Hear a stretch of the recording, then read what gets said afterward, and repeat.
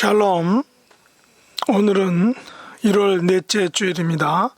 귀하고 복된 주님의 날을 맞아서 예배 자리에 나오신 여러분들을 예수님의 이름으로 축복합니다.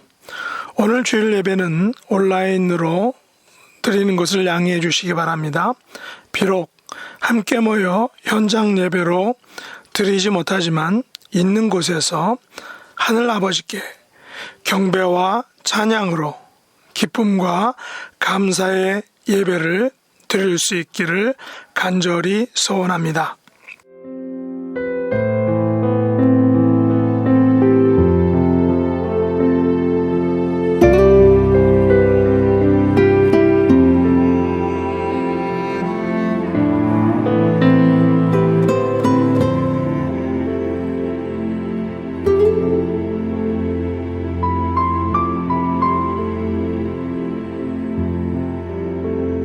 주의 거룩하신 생각할 때, 주의 크신 사랑 느낄 때,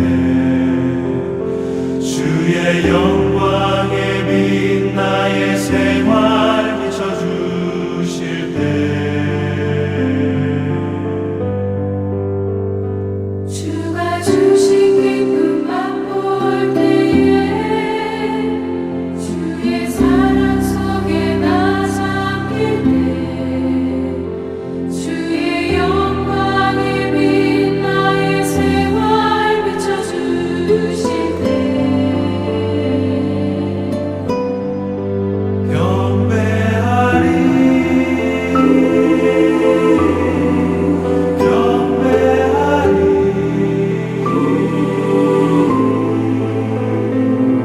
나 사는 동안 주께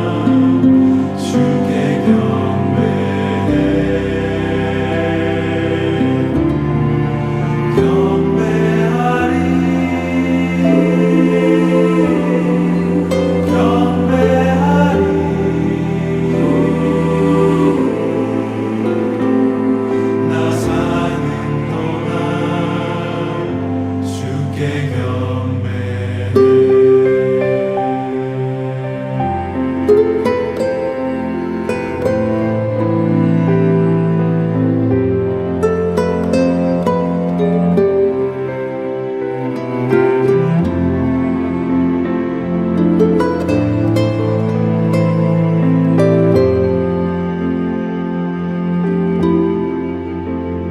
주의 거룩하신 생각할 때, 주의 크신 사랑 느낄 때, 주의 영광의 빛 나의 생활 비춰주실 때, 주가 주신 기쁨 맛볼 때에 주의 사랑 속에 나 잠길 때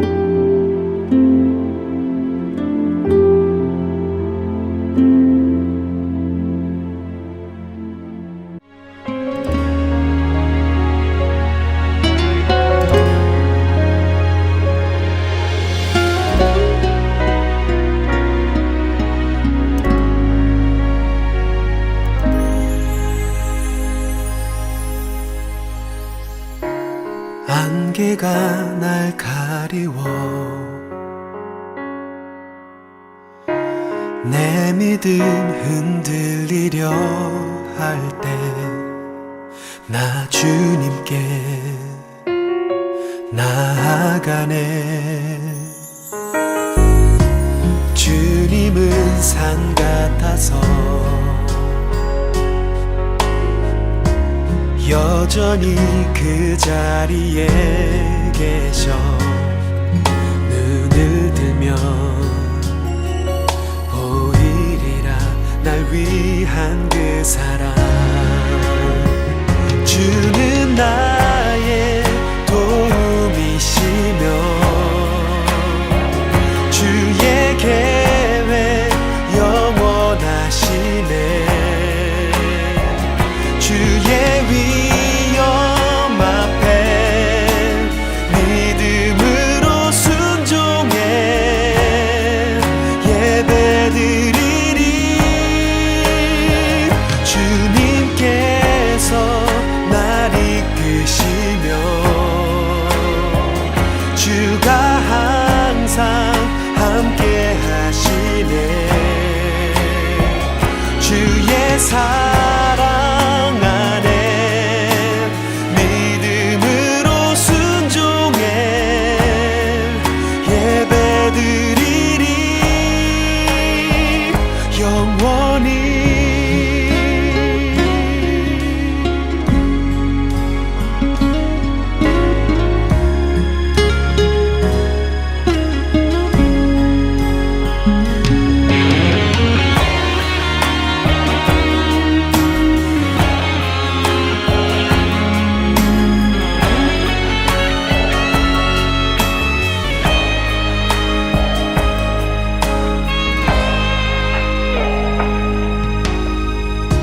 주님은 산 같아서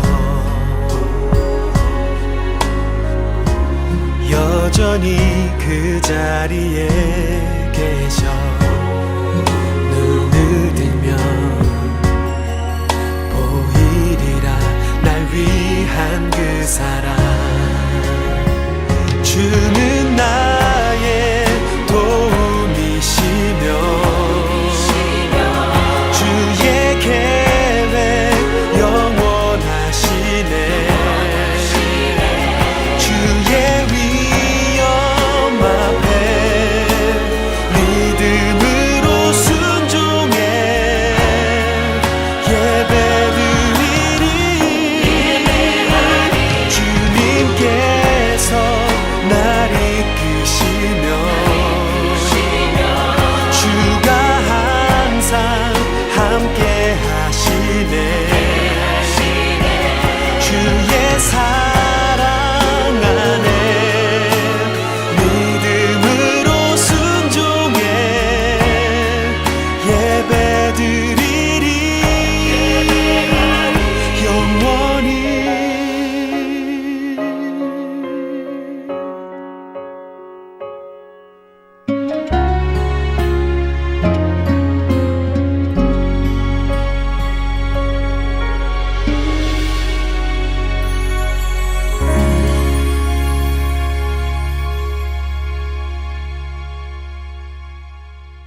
하나님은 영이시니 예배드리는 자가 신령과 진리로 예배드릴지니라. 아멘. 전능하사 천지를 만드신 하나님 아버지를 내가 믿사오며 그 외아들 우리 주 예수 그리스도를 믿사오니 이는 성령으로 잉태하사 동정녀 마리아에게 나시고 본디오 빌라도에게 고난을 받으사 십자가에 못 박혀 죽으시고 장사한 지 사흘 만에 죽은 자 가운데에서 다시 살아나시며 하늘에 오르사 전능하신 하나님 우편에 앉아 계시다가 저리로서 산 자와 죽은 자를 심판하러 오시리라. 성령을 믿사오며 거룩한 공회와 성도와 서로 교통하는 것과 죄를 사하여 주시는 것과 몸이 다시 사는 것과 영원히 사는 것을 믿사옵나이다. 아멘.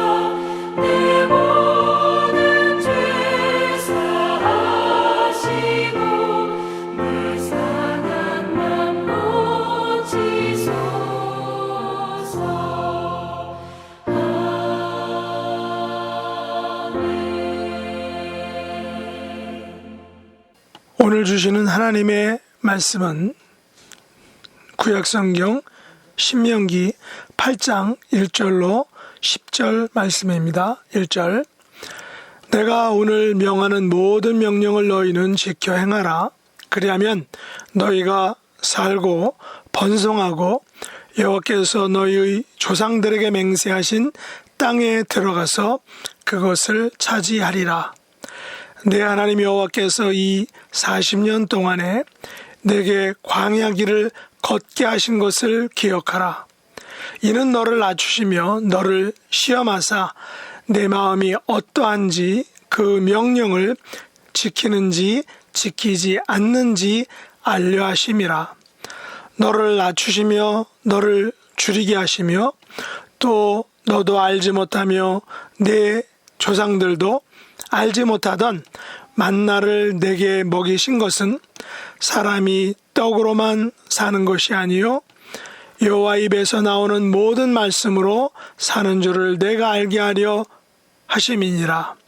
이 40년 동안에 내 의복이 헤어지지 아니하였고 내 발이 부르트지 아니하였느니라. 너는 사람이 그 아들을 징계함같이 내 하나님 여호와께서 너를 징계하시는 줄 마음에 생각하고 내 하나님 여호와의 명령을 지켜 그의 길을 따라가며 그를 경외할지니라. 네 하나님 여호와께서 너를 아름다운 땅에 이르게 하시나니 그곳은 골짜기든지 산지든지 시내와 분천과 샘이 흐르고 밀과 보리의 소산지요 포도와 무화과와 석류와 감람나무와 꿀의 소산지라. 내가 먹을 것에 모자람이 없고 내게 아무 부족함이 없는 땅이며 그 땅의 돌은 철이요 산에서는 동을 캘 것이라.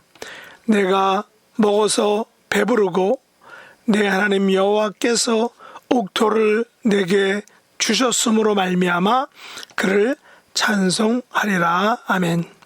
오늘 함께 나눌 말씀의 제목은 광야 길을 걷게 하신 이유라는 것입니다.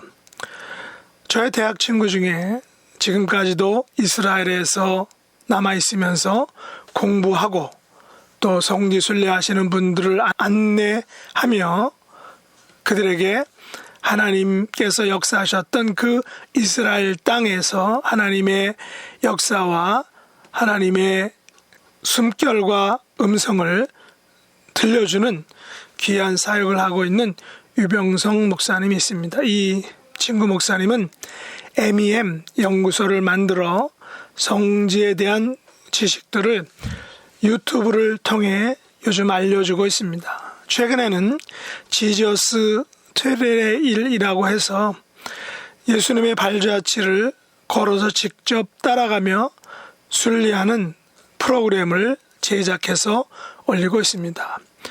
목사님은 걸어가면서 가끔 설명하고 사모님은 옆에서 따라가며 카메라로 촬영을 하여 편집한 후에 독자들에게 성지에 대한 많은 귀한 지식들을 제공하고 있습니다.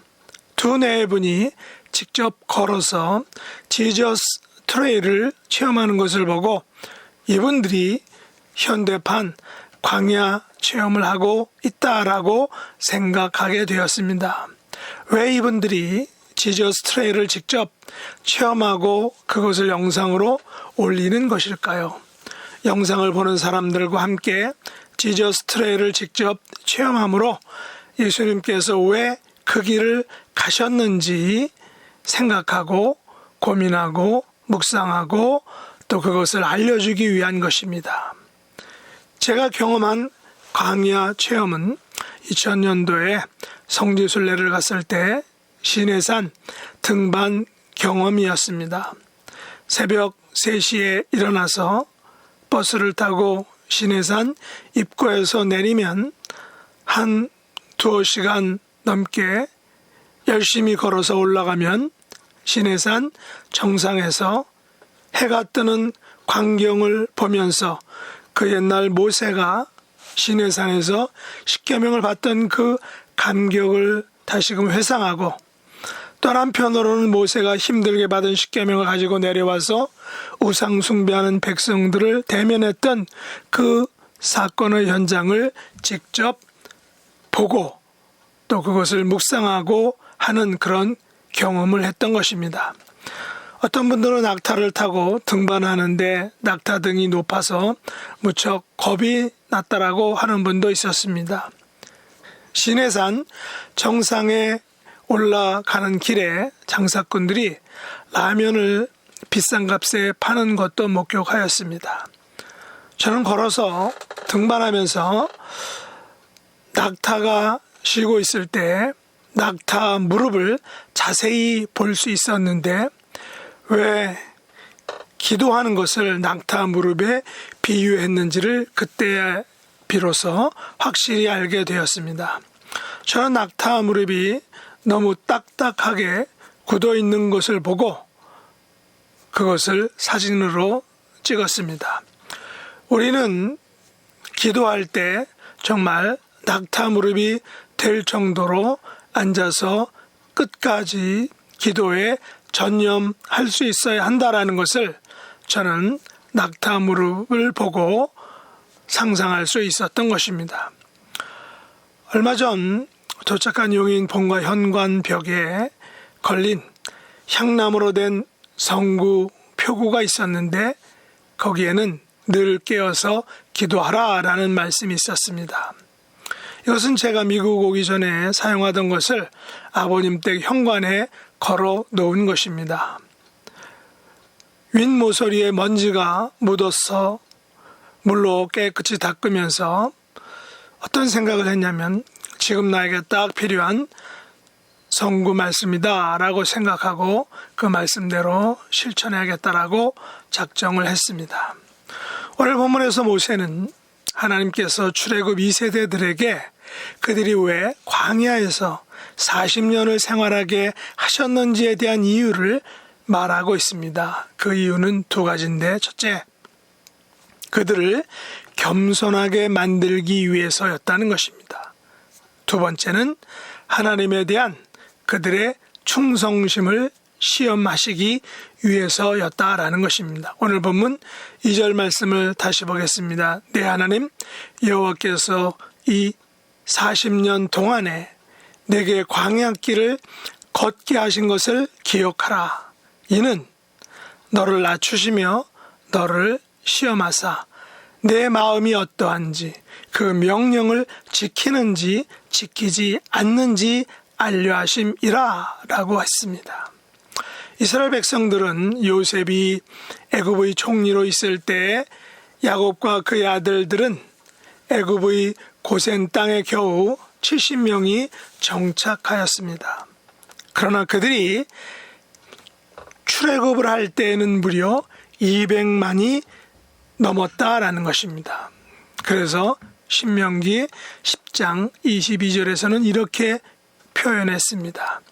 애굽에 내려간 내 조상들이 겨우 70인이었으나 이제는 내 하나님 여호와께서 너를 하늘의 별같이 많게 하셨느니라. 겨우 70명이었던 그들이 430년 후에는 200만이 넘게 되었으니 그야말로 그들이 교만할 수 있는 충분한 조건과 이유를 가지고 있었던 것입니다. 그래서 모세는 그들이 430년 동안 무려 28,571배로 부흥했으니 충분히 교만할 것이다라고 생각했던 것입니다. 우리들은 우리의 사업이 잘 되면 내가 사업 수완이 좋아서, 나의 자금력이 좋아서, 나의 인맥이 좋아서 잘 됐다라고 생각합니다. 우리의 자녀들이 잘 되면 내가 자녀 교육을 잘해서 그렇게 됐다라고 생각합니다. 우리는 지난 날의 어렵고 힘들고 구차했던 것들을 쉽게 잊어버리고 이 모든 것을 그저 내가 잘해서, 내가 고생해서 그렇게 됐다라고 생각하는 경향이 있습니다. 이스라엘 백성들도 마찬가지죠. 그들이 약속의 땅 가나안에 들어가 살게 되면 그들은 아마 출애굽 사건과 광야 40년의 삶에 대해 엄청난 무용담을 늘어놓을 것입니다. 출애굽의 10가지 재앙에 내가 어떻게 대처했느니, 광야 40년을 지낼 때에 내가 어떻게 살아날 수 있었느니 라고 하며 그들의 부모들로부터 전해 들은 이야기들과 자기가 직접 경험했던 일들을 뻥튀기해서 과장해서 잔뜩 자기의 무용담을 넣어서 가나안 사람들에게 자랑할 것입니다. 여러분, 남자들이 가장 많이 자랑하는 그런 소재가 있는데 어떤 것인지 아시죠? 바로 군대 이야기입니다. 대한민국 남성이 군대에 입대하면서 남들에게 자랑하거나 풀게 되는 이 군대 무용담 이야기입니다. 다른 말로는 일명 연병장 이빨이라고 합니다. 저도 이 용어는 참 생소한데 그렇게 말합니다.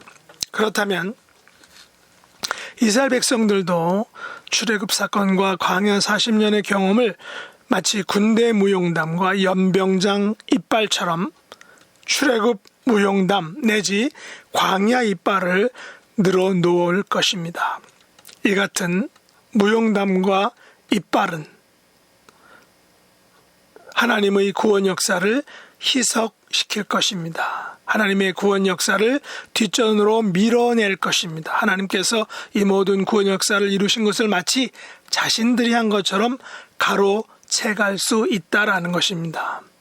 오늘 우리들도 마찬가지가 아닐까요?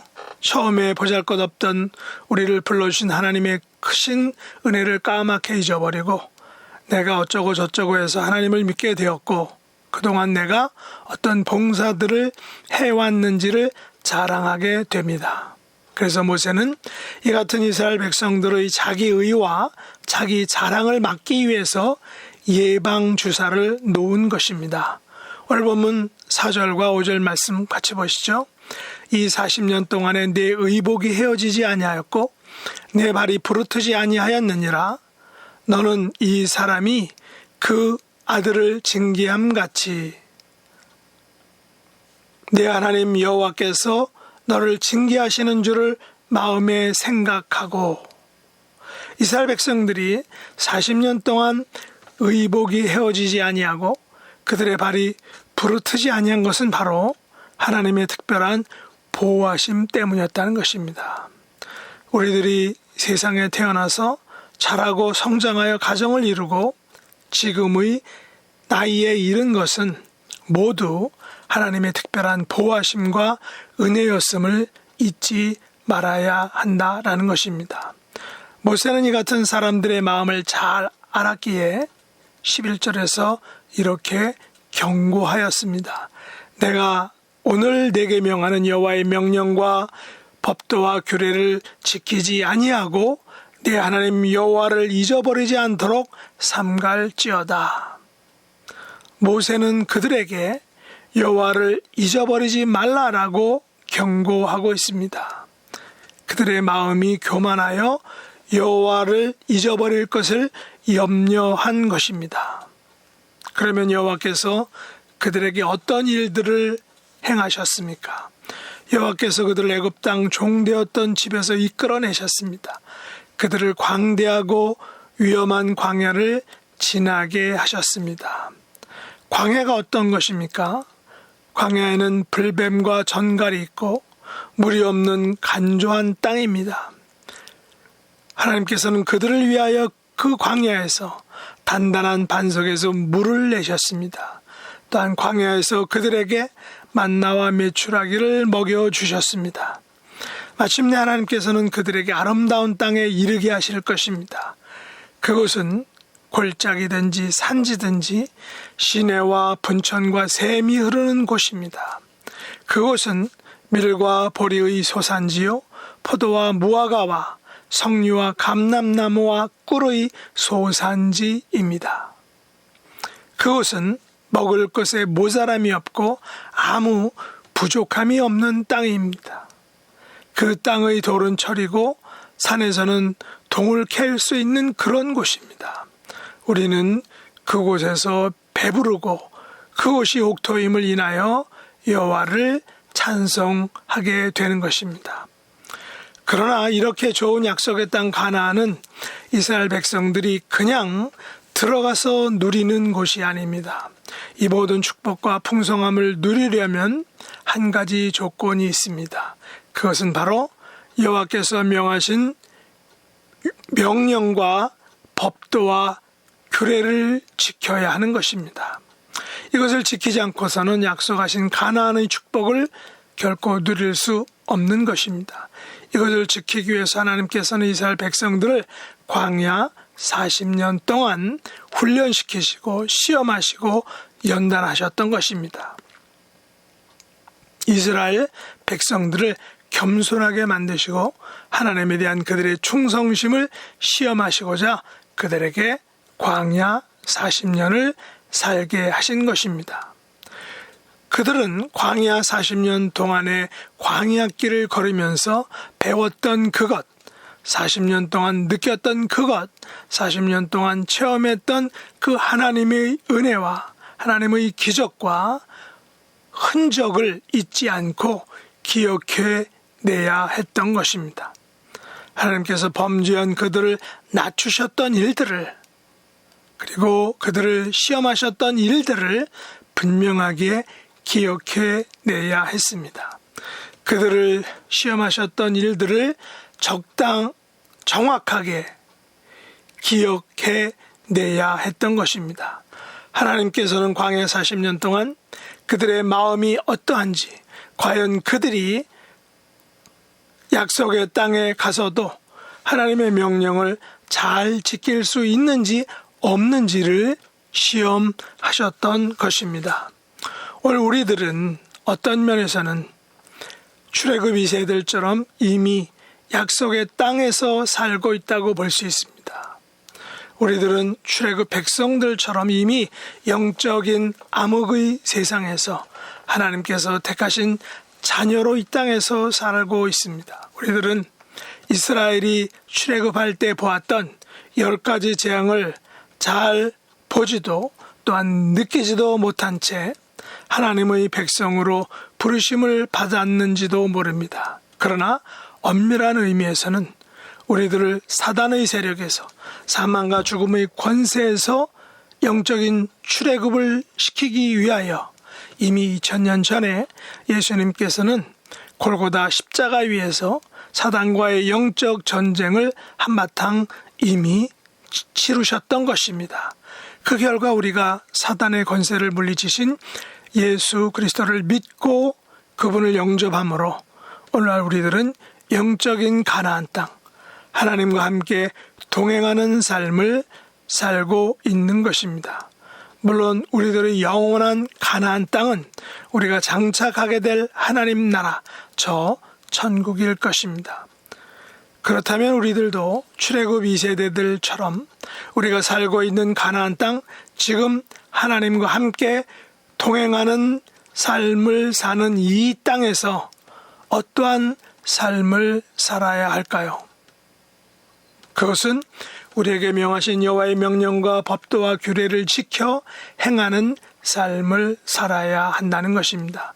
우리가 살아가는 이 땅에서의 삶에서 그것이 70년의 삶이든 90년의 삶이든 우리들은 그 삶 속에서 우리의 마음이 어떠한지, 우리가 하나님의 명령을 지키며 살고 있는지, 지키지 않고 살고 있는지를 우리 자신에게 분명하게 또 정확하게 철저하게 물어야 할 것입니다.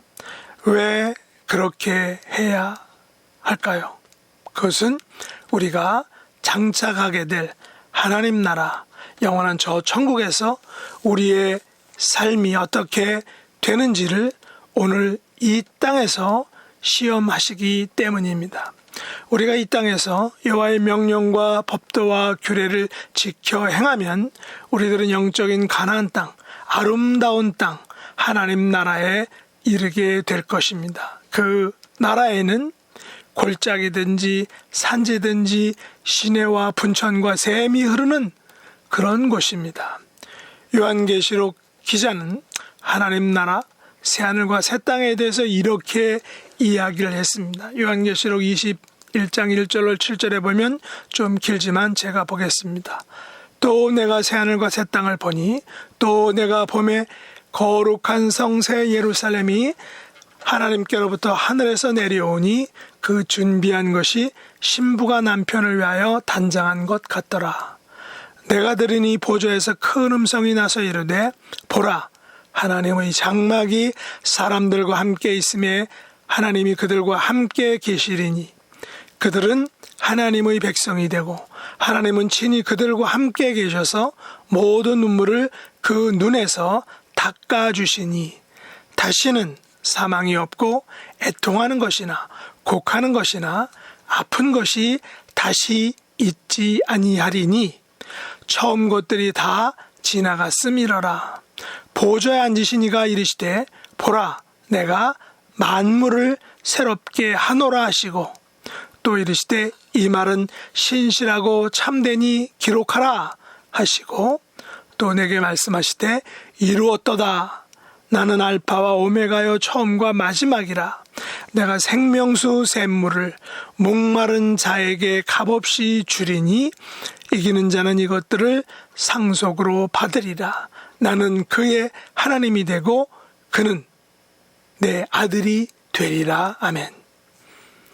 여러분, 새하늘과 새 땅에 대한 최종적인 결론, 최종적인 결말이 무엇입니까? 그것은 하나님께서 나의 하나님이 되시고 나는 하나님의 아들이 되는 것입니다. 보라 내가 만물을 새롭게 하노라 라는 말은 무슨 의미일까요? 이루었도다 나는 알파 오메가여 처음과 마지막이다 라는 말은 무슨 의미일까요? 내가 생명수 샘물을 목마른 자에게 값없이 주신다는 말은 무엇을 의미할까요? 그것은 하나님께서 나의 하나님이 되시고 내가 하나님의 자녀가 되는 아들과 딸이 된다는 것입니다. 여러분, 우리가 하나님을 믿는다는 것의 최종 목표가 무엇입니까? 바로 하나님과 나와의 관계가 성립되는 것입니다. 하나님께서 내 하나님이 되시고 내가 하나님의 자녀, 하나님의 아들과 딸이 되는 것, 이것이 우리가 여기서 하나님을 믿는 궁극적인 이유인 것입니다. 모세는 이스라엘 백성들과 하나님과의 관계를 부자 관계로 설명하고 있습니다. 오늘 보면 5절과 6절 함께 보시죠. 너는 사람이 그 아들을 징계함같이 네 하나님 여호와께서 너를 징계하시는 줄을 마음에 생각하고 내 하나님 여호와의 명령을 지켜 그의 길을 따라가며 그를 경외할지니라. 모세에 의하면 하나님과 이스라엘의 관계는 아버지와 아들의 관계라는 것입니다. 아버지는 아들을 징계합니다. 왜 징계합니까? 아들이 잘 되기 위해서입니다. 그러면 아들은 아버지의 징계에 대해서 어떻게 생각해야 할까요? 아버지께서 나를 징계하시는 것은 나를 사랑하시기 때문이다 라고 생각할 수 있어야 합니다. 물론 그게 쉽지는 않습니다. 인간은 감정의 동물이다 보니 아버지도 욱하는 마음에 감정적으로 말하고 아들 또한 그 말에 대해 상처를 받게 됩니다. 그러나 아버지와 아들의 관계에서 생긴 모든 말들, 모든 다툼과 상처는 결국 아버지와 아들 사이의 사랑에 근거한다라는 것입니다. 아들과 아버지의 관계, 그 부자 간의 관계, 그것이 모든 것을 해소하고 해결할 수 있는 것입니다. 모세에 의하면 하나님께서 이스라엘에게 광야 40년 동안 만나를 먹이신 이유가 무엇이라고 말하고 있습니까? 3절과 16절을 한번 보겠습니다. 3절에 보면 너를 낮추시며 너를 줄이게 하시며 또 너도 알지 못하며 네 조상들도 알지 못하던 만나를 내게 먹이신 것은 사람이 떡으로만 사는 것이 아니요 여호와 입에서 나오는 모든 말씀으로 사는 줄을 내가 알게 하려 하심이니라. 16절 내 조상들도 알지 못하던 만나를 광야에서 내게 먹이셨나니 이는 다 너를 낮추시고 너를 시험하사 마침내 내게 복을 주려 하심이었느니라. 모세에 의하면 만나를 먹이신 두 가지 이유가 있습니다. 하나는 사람이 떡으로만 사는 것이 아니라 여호와 입에서 나오는 모든 말씀으로 사는 줄을 알게 하기 위해서다는 것입니다. 오늘날 우리 주변을 돌아보면 떡으로만 사는 사람들이 너무나 많습니다. 그들에게는 만나는 그냥 만나일 뿐인 것입니다. 그 만나가 하늘의 양식, 하늘의 축복, 하늘에서 내려온 신비한 생명이다라는 것을 알지 못합니다. 그러므로 그냥 배만 부르게 하는 음식일 뿐입니다. 그러나 우리에게 있어서 만나는 하늘의 양식, 하늘에서 내려온 생명의 양식, 다시 말해 예수 그리스도입니다. 예수님께서는 마가의 다락방에서 그런 말씀을 하셨죠. 우리가 성찬식에 많이 낭독되는 그 말씀이 바로 그것입니다. 예수님의 살과 피, 바로 그것은 우리를 위한 예수님의 몸과 피다라는 것입니다. 우리는 하늘에서 내려온 생명의 떡 예수 그리스도를 믿음으로 영생을 얻게 되는 것입니다. 다른 하나는 이는 다 너를 낮추시며 너를 시험하사 마침내 내게 복을 주려 하심이었느니라 라고 했습니다. 하나님께서는 광야 40년 동안 이스라엘 백성들을 낮추시며 시험하시지만 결국은 마침내 그들에게 복을 주려 하심이었다라는 사실입니다. 출애굽 세대들에게 광야 40년을 살게 하시면서 그들을 때로는 낮추기도 하셨습니다. 때로는 극한 시험을 하셨습니다. 그러나 마침내 이 모든 낮추심과 시험들은 그들에게 복을 주려 하심이었다라는 놀라운 사실입니다. 이것이 광야 40년을 준비하신 하나님 아버지의 마음인 것입니다. 그렇다면 오늘날 저와 여러분은 오늘 우리의 삶 속에서 주어진 영적인 광야 길에 무엇을 기억하며 살아야 할까요? 하나님께서는 나를 낮추실 때, 하나님께서 나를 시험하실 때, 하나님께서 내가 안악 자손들을 만나게 하실 때, 하나님께서 내가 40년의 광야 같은 외로운 삶을 살아갈 때, 지금 내가 광야 같은 인생길을 걸어가는 이유는, 그 목적은 궁극적으로 하나님께서 나에게 복을 주려 하심이다라는 사실입니다. 하나님께서는 야곱에게 광야 생활을 살게 하셨습니다. 하나님께서는 요셉에게도 광야적 삶을 살게 하셨습니다. 하나님께서는 심지어 예수님에게서도 광야적 삶을 살게 하셨습니다. 하나님께서는 사도 요한에게도 광야의 삶을 체험하게 하셨습니다. 하나님께서는 오늘날 저와 여러분들에게도 광야의 생활을 살게 하실 것입니다. 그러나 그 광야의 삶의 최종 목적은, 광야적 삶의 궁극적인 목표는 하나님께서 우리에게, 하나님께서 나에게 복을 주시기 위해서다라는 사실입니다. 하나님께서 나의 하나님이 되시고 내가 하나님의 아들이 되시기 위해서다라는 것입니다. 우리가 장착하게 될 하나님 나라, 영원한 저 천국의 하이라이트는 하나님께서 나의 하나님이 되시고 내가 그분의 자녀가 되는 것을 확실하게 하는 것입니다. 이것이 우리의 지극한 복입니다. 누가 나에게 뭐라 할지라도 나는 하나님의 백성, 나는 하나님의 자녀라는 사실이 우리의 최고의 축복인 것입니다. 2022년 한 해에도 이 영적인 축복을 언제나 어디서나 무슨 일을 하든지 풍성하게 누릴 수 있는 저와 여러분 될 수 있기를 예수님의 이름으로 축복합니다. 기도하겠습니다. 하나님 아버지, 저희들은 광야 백성들처럼 이 땅에서 광야적 삶을 살아가고 있습니다. 광야의 삶에서 시험 당하지 않게 하시고 하나님께서 준비하신 복들을 누리는 삶이 되게 하여 주시옵소서. 야곱이 경험했던 그 광야의 삶, 요셉이 경험했던 그 광야의 삶, 예수님께서 경험하셨던 그 광야의 삶을 깊이 알아서 광야를 통해서 주시는 하나님의 축복을 누리는 하나님의 존귀한 백성들이 되게 하여 주시옵소서. 예수님의 이름으로 간절히 기도드리옵나이다. 아멘.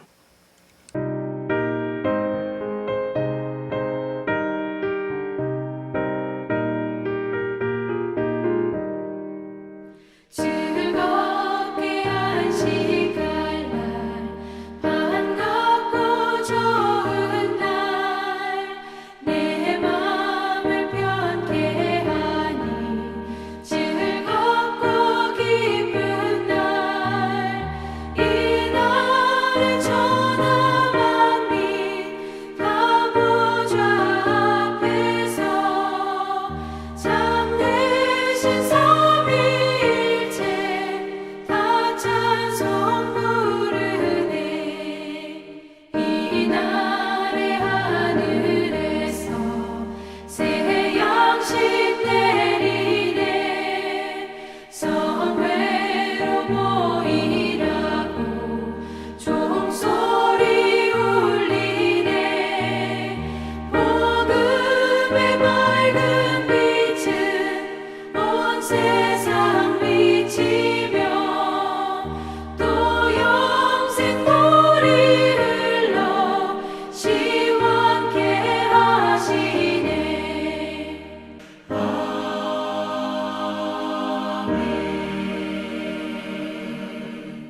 하나님 아버지, 코로나 팬데믹과 오미크론이 가져온 급격한 변화와 충격 속에서 저희들의 생명과 안전을 지켜주신 것을 감사합니다. 출애굽 백성들이 아버지의 명령을 지키지 않고 시험하다가 큰 어려움을 당한 것을 알고 있습니다. 우리의 현실도 광야의 삶임을 고백합니다.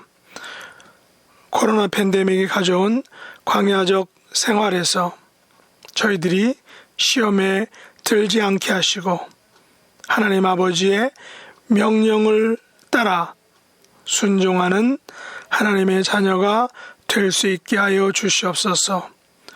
오늘 이 시간도 아버지 앞에 나올 때 열의 하나를 구별하여 드리고 선교와 헌신과 감사의 마음을 물질에 담아드리는 모든 하나님의 자녀들 위에 그들의 생업과 가정과 자녀들 위에 하나님 아버지의 놀라운 은총과 자비로 함께하여 주시옵소서. 드려지는 예물이 하나님 나라의 확장과 하나님의 영광을 위하여 귀하고 능력 있게 사용될 수 있도록 축복해 주옵소서. 예수님의 이름으로 간절히 기도드립나이다. 아멘.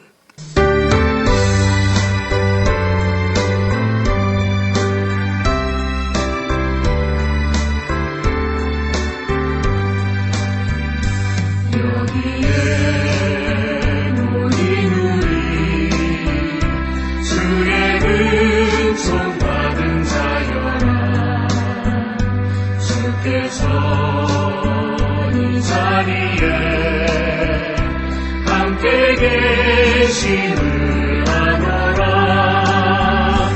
언제나 주님만을 찬양하며 따라다니니 시험을 당할 때도 함께 계심을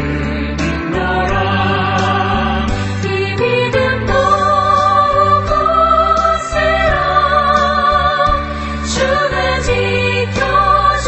지켜주신다.